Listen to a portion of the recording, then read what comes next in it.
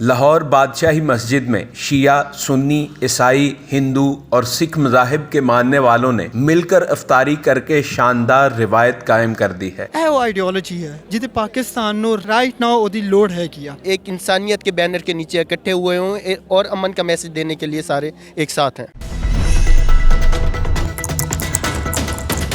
अस्सलाम वालेकुम, उर्दू पॉइंट के साथ मैं हूं अब्दुल्ला खान। नाजरीन, इस वक्त मैं मौजूद हूं बादशाही मस्जिद लाहौर, जहां लाहौर की सबसे बड़ी इफ्तार पार्टी अरेंज की जा रही है। और दिलचस्प बात यह है कि ये दो डिफरेंट स्कूल ऑफ थाट्स अहले सुन्नत और अहले तशी ने अरेंज करवाई है।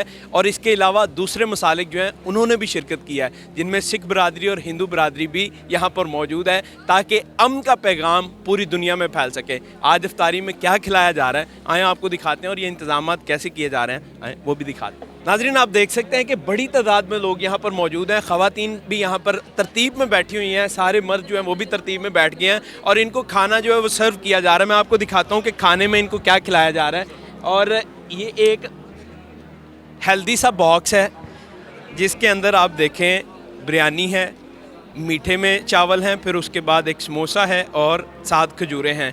ये एक एक हर बंदे को दिया जा रहा है ताकि वो खाना खाए लेकिन ज़ाया ना हो। और हर बंदे को खाना सर्व कर दिया गया है। अभी कुछ ही मिनटों बाद यहाँ रोज़ा जो है इफ्तार कर लिया जाएगा।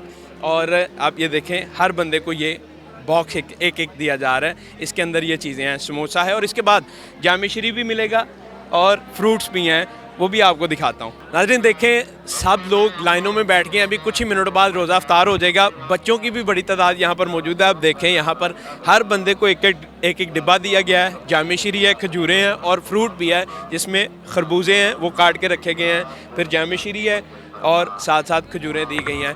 ख़वातीन भी यहाँ पर मौजूद हैं, यहाँ पर मर्द भी मौजूद हैं और बड़े पुरअमन तरीके से सब लोग यहाँ पर बैठे हैं।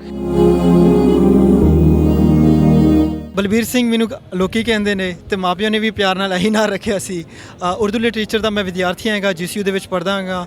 ਇਹਦੇ ਨਾਲ ਨਾਲ ਮੈਂ ਫੋਟੋਗ੍ਰਾਫੀ, ਵਲੌਗਿੰਗ ਤੇ ਨਾਲੇ ਨਾਲ ਕੁਝ ਚੈਨਲ ਨਾਲ ਵੀ ਮੈਂ ਐਜ਼ ਅ ਵੋਲੰਟੀਅਰ ਵੀ ਜਾਂ ਐਜ਼ ਅ ਪ੍ਰੋਜੈਕਟ ਦੇ ਵਿੱਚ ਵੀ ਕੰਮ ਕੀਤਾ ਹੈਗਾ ਵਾ। ਹੁਣ ਅਸੀਂ ਆਈਡੀਓਲੋਜੀ ਦੇ ਉੱਤੇ ਗੱਲ ਕਰਦੇ ਹਾਂ। ਦੇਖੋ, ਜਦੋਂ ਅਸੀਂ ਪਾਕਿਸਤਾਨ ਦੀ ਤਾਰੀਖ ਵੱਲ ਜਾਂਦੇ ਹਾਂ ਤਾਂ ਪਾਕਿਸਤਾਨ ਦੀ ਤਾਰੀਖ ਦੇ ਵਿੱਚ ਸਾਨੂੰ ਇਹ ਪਤਾ ਲੱਗਾ ਕਿ ਪਾਕਿਸਤਾਨ ਦੀ ਬੁਨਿਆਦ ਕਿਉਂ ਰੱਖੀ ਗਈ ਸੀ, ਕਿਉਂਕਿ ਮਾਈਨੋਰਿਟੀ ਨੂੰ ਸੇਵ ਕਰਨਾ ਸੀ। ਠੀਕ ਹੈ, ਉਹਨਾਂ ਲੋਕਾਂ ਨੂੰ ਸੇਵ ਕਰਨਾ ਸੀ ਜਿਨ੍ਹਾਂ ਉੱਤੇ ਜ਼ੁਲਮ ਹੋ ਰਿਹਾ ਸੀ, ਉਹਨਾਂ ਲੋਕਾਂ ਨੂੰ ਸੇਵ ਕਰਨਾ ਸੀ ਜਿਨ੍ਹਾਂ ਨੂੰ ਰਾਈਟਸ ਨਹੀਂ ਮਿਲ ਰਹੇ ਸੀ, ਯਾਨੀ ਉਹਨਾਂ ਲੋਕਾਂ ਨੂੰ ਜਿਹੜੇ ਭਾਈਚਾਰੇ ਦੇ ਵਿੱਚ ਮਾਈਨਸ ਕੀਤੇ ਜਾਂਦੇ ਸੀ।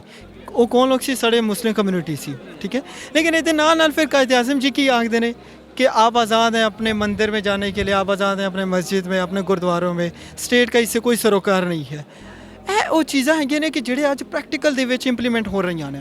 ਅੱਜ ਤੁਸੀਂ ਇੱਥੇ ਵੇਖ ਰਹੇ ਹੋ ਕਿ ਇੱਥੇ ਸ਼ੀਆ ਕਮਿਊਨਿਟੀ ਵੀ ਬੈਠੀ ਹੈਗੀ, ਸੁਨੀ ਕਮਿਊਨਿਟੀ ਵੀ ਹੈਗੀ ਆ। ਇਹਦੇ ਨਾਲ ਨਾਲ ਵੇਖੋ ਕਿ ਇੱਥੇ ਸਿੱਖ ਕਮਿਊਨਿਟੀ, ਮੈਂ ਆਪ ਆਇਆ ਵਾ, ਇੱਥੇ ਹਿੰਦੂ ਕਮਿਊਨਿਟੀ ਦੇ ਕੁਝ ਲੋਕ ਆਏ ਨੇ, ਕ੍ਰਿਸਚਨ ਕਮਿਊਨਿਟੀ ਦੇ ਵੀ ਕੁਝ ਲੋਕ ਆਏ ਹੋਏ ਨੇ।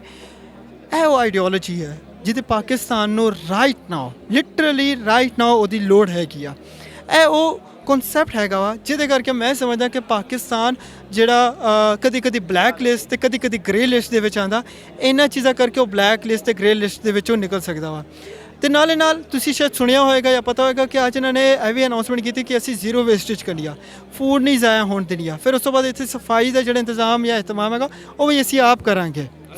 ਯੈਸ, ਸੋ ਇਹ ਉਹ ਚੀਜ਼ਾਂ ਹੈਗੀਆਂ ਜਿਹਦੀ ਪਾਕਿਸਤਾਨ ਨੂੰ ਲੋੜ ਹੈਗੀ ਆ। ਮਤਲਬ ਸਿਰਫ ਇੱਥੇ ਤੱਕ ਨਹੀਂ ਕਿ ਲੋਕਾਂ ਨੂੰ ਲੈ ਕੇ ਬਿਠਾਣਾ ਖਿਲਾਣਾ, ਬਲਕਿ ਇਹਦੇ ਨਾਲ ਇਹ ਵੀ ਹੈਗਾ ਵਾ कि ਅਸੀਂ तो क्लीन सारा कुछ करके जाओगे। मुझे बताएं, आज आपने कोई इंतजामात में कंट्रीब्यूशन किया है, कोई किया काम इधर? यार सच्ची गल करा, मैं कोशिश बड़ी की, पर विद ऑल ड्यू रिस्पैक्ट ਤੁਹਾਡੇ ਵਰਗੇ ਭਰਾ ਮੈਨੂੰ ਇੰਟਰਵਿਊ 'ਚ ਖਿੱਚ ਕੇ ਲੈ ਕੇ ਜਾਂਦੇ ਨੇ, ਕਿਉਂਕਿ ਇੰਨਾ ਮੋਹ ਇੰਨਾ ਪਿਆਰ ਹੁੰਦਾ ਵਾ ਨਾ ਕਿ ਉਹ ਕਹਿੰਦੇ ਨੇ ਕਿ ਬਾਕੀ गए भाड़ में सरदार का पहले लो इंटरव्यू। यही चीज़ है कि हाँ, लेकिन कोशिश जरूर की कि गिलासा रखने के मदद की जाए, नाले नाल चटाइयाँ विछाण च मदद की जाए। देखो, मैनू कभी महसूस ही नहीं होता कि मैं किसी और वास्ते कर रहा, मैनू तो यही है कि सेवा कर रहे हैं वा। शाहिद साहब, आपने अल्लाह वाले ट्रस्ट के बैनर तले बादशाही मस्जिद के अंदर एक यूनिटी का पैगाम दिया है, ग्रैंड इफ्तारी करके, जिसमें शिया सुन्नी मेन मसलक थे और उसके बाद फिर दूसरी जो मसालिक हैं वो भी शामिल थे, जिस तरह सिख बरदरी और हिंदू बरदरी। मुझे बताएं, क्या मकसद था इस इफ्तारी का? देखिए, पहले तो यह है कि ये सिर्फ हमने नहीं किया, इसमें आइडियाज़ 9 के हुनैन भाई भी साथ हैं। तो मकसद वही है जो नज़र आ रहा है कि पहले आइडियाज़ 9 इंटरफेथ पे काम किया करता था, हम सेपरेटली इंटरफेथ पे काम किया करते थे। तो फिर हमने सोचा कि क्यों ना इकट्ठे काम किया जाए और इससे नीचे इंटरसेक्टेरियन जो है ना हम आहंगी और उसमें रवादारी के उस पर हम प्लेटफॉर्म पे अपने लेकर आएँ। जैसे इंटरफेथ में अभी चमन लाल साहब आपको हमारे साथ नज़र आएंगे, बलबीर नज़र आएंगे, सिंह जो है। तो हम पहले से हमेशा कोशिश करते थे कि तमाम मज़ाहिब के लोग भी इस मुल्क में इकट्ठे रह सकें और भाईचारे के तहत रह सकें। अभी जो है वही हमने इन्हीं को ज्वाइन किया है और इनको ज्वाइन करके ये पहले से करवा रहे थे, हमने इनको ज्वाइन किया है और अब हम इंटरसेक्टेरियन के ऊपर काम कर रहे हैं ताकि ये शिया सुन्नी वहाबी जो है ये भी ख़त्म हो सके पाकिस्तान से। क्या बात है। और कितने लोगों ने यहाँ शिरकत की?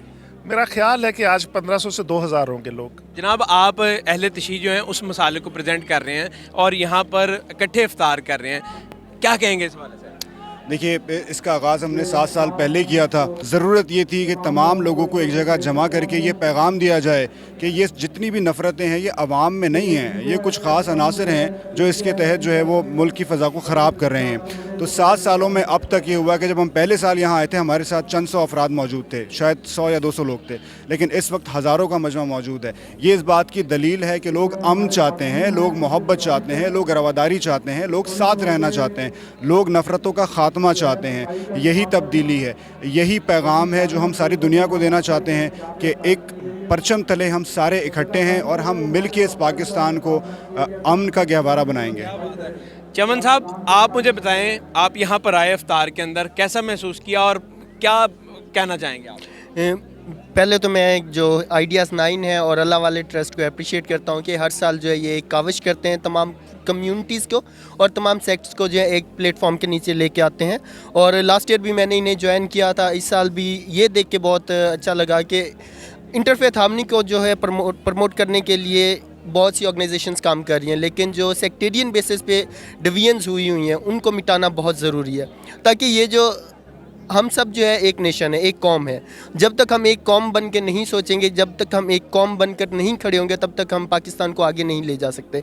और ये जो इस तरह के इनिशिएटिव्स हैं ये बहुत ज़रूरी हैं, ताकि सिर्फ ये डिफरेंट सेक्ट्स नहीं, डिफरेंट फेथ के लोग भी, बलबीर सिंह है, मैं हिंदू कम्युनिटी से ताल्लुक़ रखता हूँ, इसी तरह मेरे जो है क्रिश्चियन कम्युनिटी के दोस्त भी आए हुए हैं, तो सब जो है एक बैनर के नीचे, एक इंसानियत के बैनर के नीचे इकट्ठे हुए हों और अमन का मैसेज देने के लिए सारे एक साथ हैं। क्या बात है, बहुत शुक्रिया। इसी तरह सलामत रहें और इसी तरह ये चीज़ें अरेंज करते रहें ताकि लोगों को मोहब्बत का पैगाम जो है वो मिलता रहे और ये बियॉन्ड द बाउंड्रीज़ है हर साइड पे। Thank you so much.